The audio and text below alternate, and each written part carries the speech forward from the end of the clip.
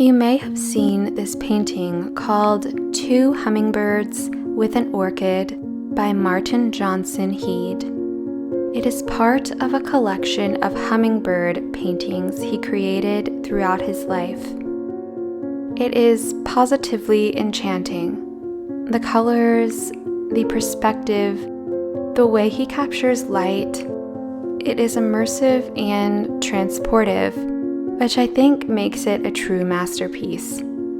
Interestingly, you may be surprised to find out that Heade's life and legacy was just as mystifying as his paintings. A man who almost slipped into oblivion turned beloved and admired artist. And if it weren't for a stroke of fate, he may have been erased from history altogether. But more on that later in the video. Johnson Heade was born in Lumberville, Pennsylvania in August of 1819. He received early artistic training from a painter named Edward Hicks and from his cousin Thomas, who mostly created portrait paintings. This early education showed in Heade's earlier works, since he primarily created portraits that lacked personal style. Heade was quite the world traveler and visited Europe many times in his younger years. These trips helped him hone his skills and develop a more sophisticated art style. In the 1850s, he transitioned to creating more landscape art and eventually moved to New York City. Here he met Frederick Edwin Church, who became his lifelong friend in the art world. In 1863, Heade embarked on his first of 3 trips to South America. His friend, Church, had traveled there before and created large-scale paintings of spectacular and expansive landscapes. Naturally, he encouraged Heade to follow in his footsteps, but Heade preferred more intimate scenes of the natural world, and while in Brazil, embarked on a series of landscape paintings of hummingbirds. This began a years-long love affair with painting these tiny birds fluttering around the edge of the misty forest. He called the series The Gems of Brazil and planned to use the artwork as part of a book all about hummingbirds. Unfortunately, due to financial difficulties and his concerns about the quality of the content, the book was never completed. The first time I saw a Heade painting, I was scrolling through the Metropolitan Museum of Art's website and happened upon Hummingbird and Passionflowers, which you can see on the screen right now. I had never seen one of his paintings before and was immediately obsessed. It embodies so many things at once.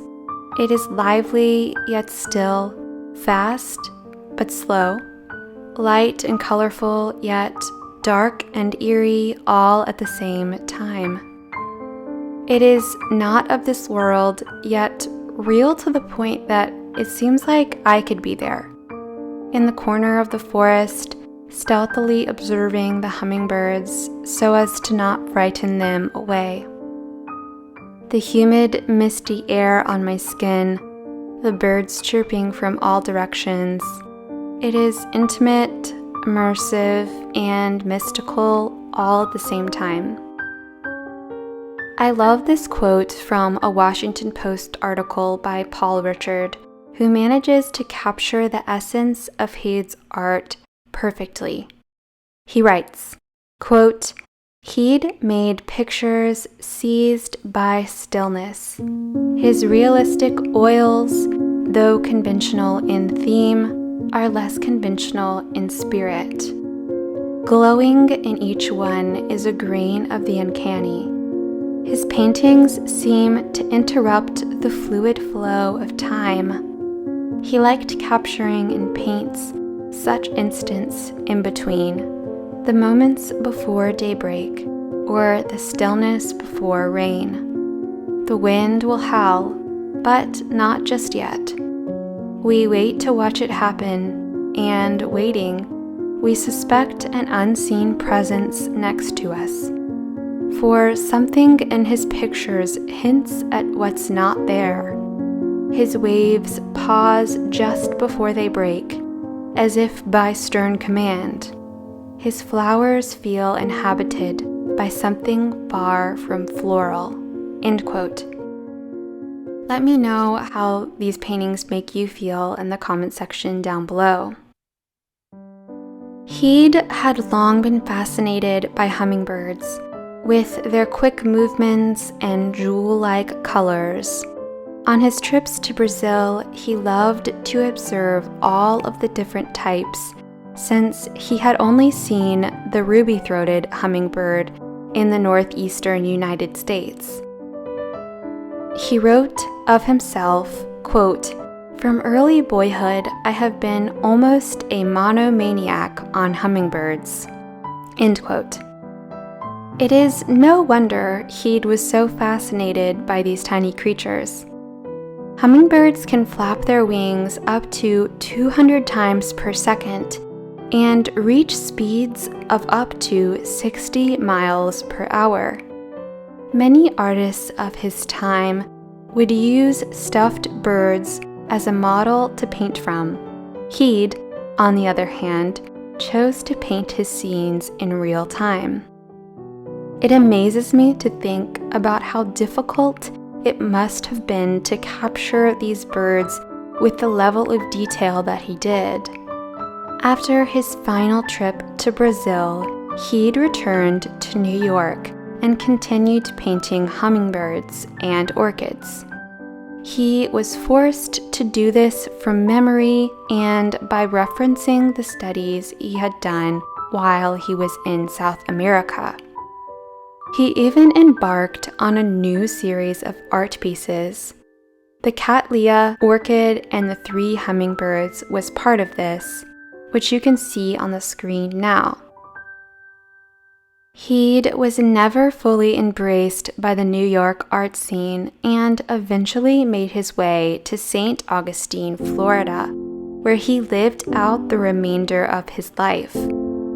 He got married the same year as his move and enjoyed a relatively stable life.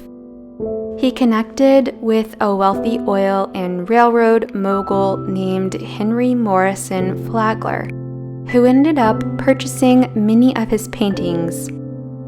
This gave Heade a taste of success from his art that he had never had before. In Florida, he continued creating landscapes of marshes and swamps, as well as still lifes of magnolia flowers. But after his passing in 1904, the small amount of success he had acquired had largely been forgotten. In the 1940s, a man named Robert G. McIntyre began researching a once revered artist that seemed to vanish into thin air. His name, of course, was Martin Johnson Heade. McIntyre was the last proprietor of Macbeth Gallery, which was the first art gallery in New York dedicated to American art. McIntyre wrote a letter in which he referenced Heade, saying, quote, "Why he disappeared from memory is just one of those enigmas often met within the history of art." End quote. McIntyre sought out to find every piece of information about the lost painter that he could.